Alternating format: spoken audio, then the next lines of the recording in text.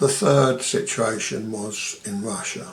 I didn't realise there was a commotion going on in the corridor.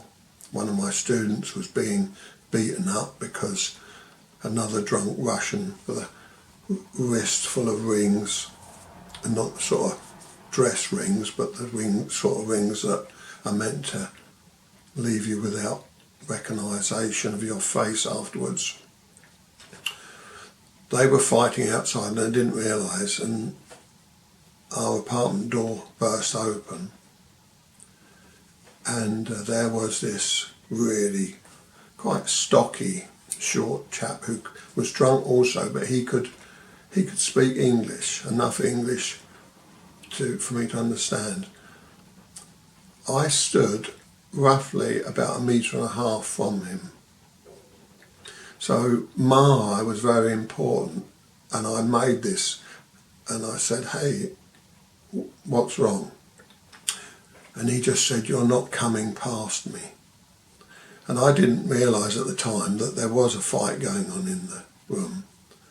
And I said, "What do you mean I'm not coming past you? I don't need to come past you." And I was very calm. And I said, "Why are you in this room?" And he didn't explain that, but what he said was he was a champion of all Russia boxer. He was a boxing champion. You know, this means he was perhaps at Olympic level, but he was a champion of all Russia. So who would want to fight him? Because I've always believed that a boxer is about the worst person you want to take on.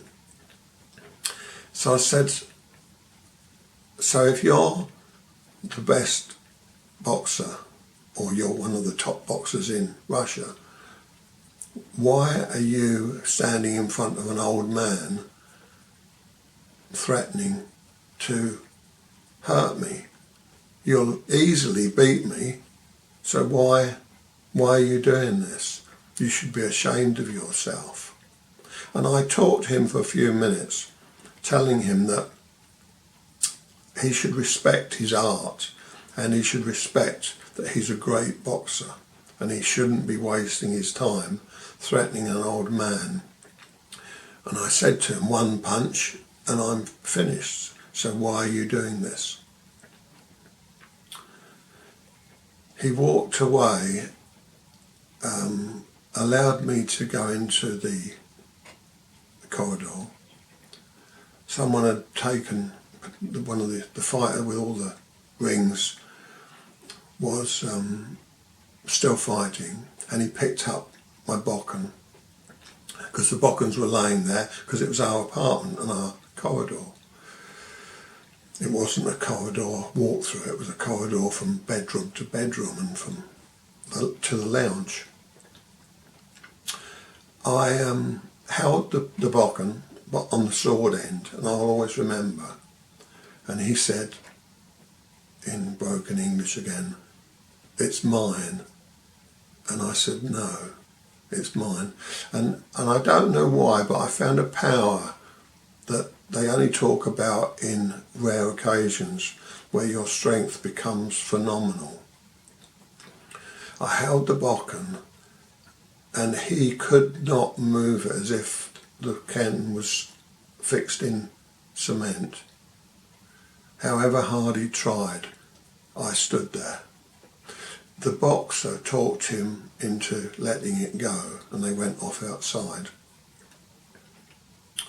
I went out on the balcony, and I didn't smoke, but at that time somebody offered me a cigarette on the balcony of our room, and I smoked, and I was shaking.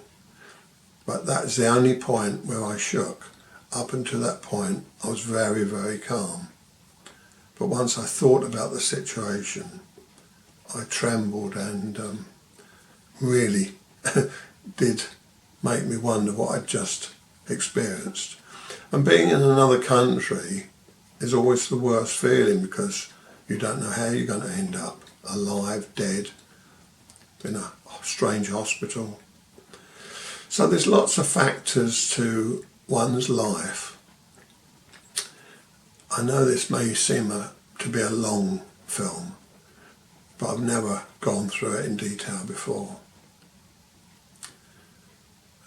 One of the things that I was sad about was, in that room where the boxer burst in, was two highly, one was a high downgrade and one was a medium downgrade. That's all I'd like to say, and I won't say their names.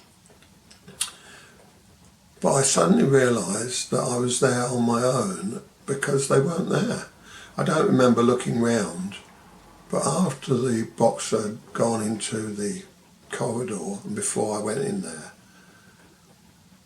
they were hiding behind the sofa. They'd squatted down behind the sofa. So even being downgrades of what I call very high quality, they couldn't help me, or they didn't help me. I don't regret it, and I don't hold them responsible. I'm just saying this is how people react in a real situation.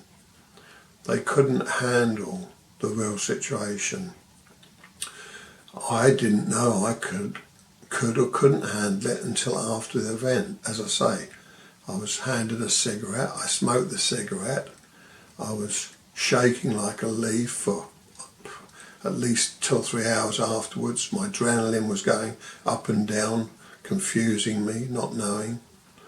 But looking down, the Russians had all sat at the table where they were still drinking, but the boxer had sobered up and he kept bowing, saying, "I'm sorry, Sensei, I'm sorry." And I just looked over the balcony and said, "It's too late now. You've disgraced yourself. You cannot take that back." I mean, who am I to say that, to him? But we should never disgrace ourselves, however good we are, or we'll never know how good we are. We must never think that we're better than we are. As I said, when I was young, of course, we're above all that. We're indestructible. But looking back on life now, I've had some lucky escapes.